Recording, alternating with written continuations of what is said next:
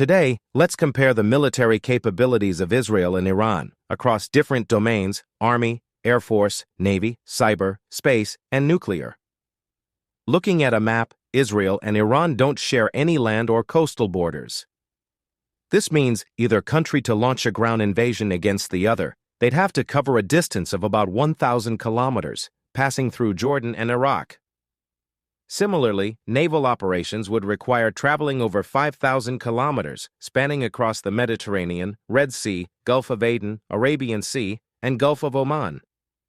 In simpler terms, because of the significant distances involved, traditional ground and naval forces may not play a major role in a potential conflict between Israel and Iran. Let's start with Israel. Israel's armed forces consist of around 169,500 active personnel and 465,000 reservists. They are known for their highly trained and well-equipped soldiers. For instance, Israel's anti-tank guided missiles are highly sophisticated and can effectively neutralize Iran's armored vehicles like tanks and IFVs. In terms of budget, Israel allocates around $24.3 billion, which is about 5.2% of its GDP.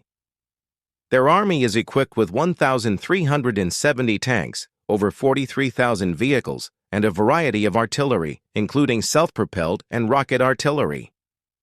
Their navy includes assets like 7 corvettes and 5 submarines, among others.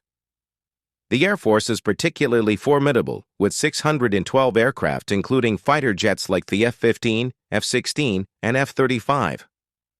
In the domain of cyber and space, Israel holds the 19th position in the National Cyber Power Index and possesses advanced satellites like the Earth observation, communications, and reconnaissance satellites. Additionally, Israel enjoys support from the United States, further enhancing its capabilities, especially in space.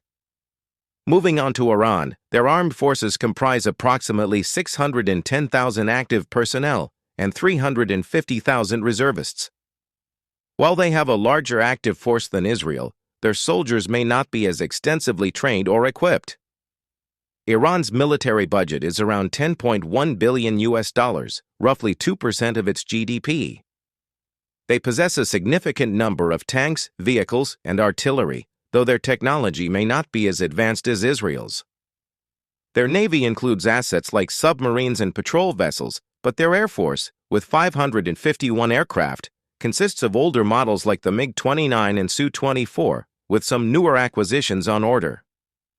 Iran ranks 10th in the National Cyber Power Index, showcasing their growing capabilities in cyberspace. In space, they have fewer satellites compared to Israel, with most of their technology assistance coming from Russia and China. When comparing the two, Israel holds an advantage in terms of technology, training, and support, which could significantly impact any potential military engagement between the two countries.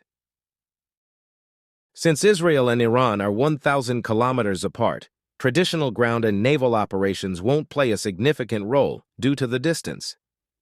Plus, neither country possesses aircraft carriers, which are crucial for projecting power over long distances at sea. In a conflict between Israel and Iran, the focus would shift towards long-range missile capabilities, air power, and the effectiveness of air defense systems rather than traditional ground and naval operations. In the event of a war, both sides would likely deploy long-range weaponry such as ballistic missiles and cruise missiles. These could be launched from both air and ground platforms. Additionally, precision-guided bombs and long-range kamikaze drones might be deployed by both sides to target key installations or military assets. In addition to these offensive capabilities, the comparative strength of each side's fighter jets would be a crucial factor. Fighter jets are essential for gaining air superiority, conducting airstrikes, and defending against enemy aircraft. Factors such as technological capabilities, training, and numbers would influence which side has the advantage in the air. Furthermore, a critical aspect of this scenario is the effectiveness of each country's air defense systems. Both Israel and Iran would heavily rely on their air defense systems to protect against incoming threats. Israel has top-notch air defense systems like Iron Dome, David's Sling, and Arrow missile defense, which have proven effective in real situations. For instance, Iron Dome intercepts rockets from groups like Hamas. These systems vary in range and capability. The Arrow series, for instance, deals with long-range ballistic threats, intercepting them either inside or outside the Earth's atmosphere. In contrast, David's sling handles mid-range ballistic missiles. Additionally, Israel employs U.S.-made Patriot systems, which have been around since the Gulf War and can intercept various threats, including missiles and aircraft.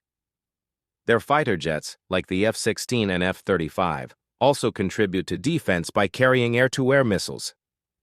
Israel invests significant resources in these systems, as they can range from tens of thousands to millions of dollars per interception. They're even developing a laser-based defense, which could be more cost-effective, at just $2 per interception. Now, looking at Iran's air defense, while it might not match Israel's sophistication, it's still potent. Iran relies on a mix of domestically produced and acquired systems, such as the Bavar 373 and Russian-made S-300. These cover different ranges and can target various threats, including aircraft and ballistic missiles. For example, the Khordad-3 proved its capability by downing an American drone near the Strait of Hormuz. When we compare the defense strategies of Israel and Iran, we notice some significant differences in their capabilities. Israel possesses advanced fighter jets designed for long-range missions, equipped with sophisticated air-to-ground weapons systems. These jets can penetrate deep into enemy territory to carry out precision strikes. On the other hand, Iran's military relies more on ground-launched missiles for its offensive capabilities. For example, Iran possesses a variety of missiles, varying in range and capabilities, from medium-range ballistic missiles to hypersonic and cruise missiles. They serve Iran's need for long-range striking capabilities but lack the precision and flexibility of air-launched munitions. In contrast, Israel's arsenal includes advanced weapons like the Spice Bomb, Popeye air-launched cruise missile, AGM-88 anti-radiation missile, and the Rampage aeroballistic missile. Additionally, Israel possesses ballistic missiles like the Jericho 2 and 3, which have much greater ranges, potentially reaching intercontinental distances. These weapons provide Israel with a diverse set of options for both precision strikes and strategic deterrence. Let's discuss nuclear weapons. Unofficially, Israel has already developed its own nuclear arsenal, while Iran is nearing completion of its nuclear program. To put their capabilities into perspective, Iran's land area is approximately 75 times larger than Israel's. So Iran has to launch 3 to 4 missiles, whereas Israel has to launch a significantly larger amount of missiles to hit Iran. However, the effectiveness of a nuclear strike ultimately depends on missile technology. Moreover, the ability to defend against such attacks is crucial. Israel holds an advantage in both aspects. In previous conflicts, we've witnessed both Iran's attacks on Israel and Israel's defensive responses, as well as Israel's offensive actions against Iran and Iran's defense strategies. While Iran relies heavily on long-range kamikaze drones and ground-launched missiles with varying ranges and capabilities, Israel possesses advanced fighter jets and a wider array of precision munitions, giving it greater flexibility and effectiveness in executing its defense strategies.